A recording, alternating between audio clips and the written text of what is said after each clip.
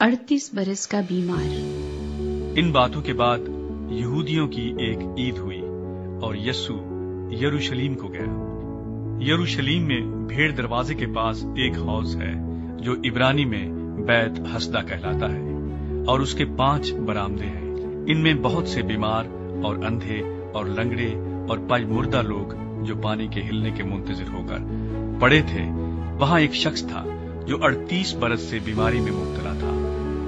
उसको यस्सु ने पड़ा देखा और ये जानकर कि वो बड़ी मुद्दत से इस हालत में है, उससे कहा, क्या तू तंदुरुस्त होना चाहता है? उस बीमार ने उसे जवाब दिया, ऐ खुदावंद, मेरे पास कोई आदमी नहीं कि जब पानी हिलाया जाए तो मुझे हौज में उतार दे, बल्कि मेरे पहुंचते पहुंचते दूसरा मुझसे पहले उतर पड़ता है। यस्सु ने उससे कहा, उठ और अपनी चारपाई उठाकर चल फिर।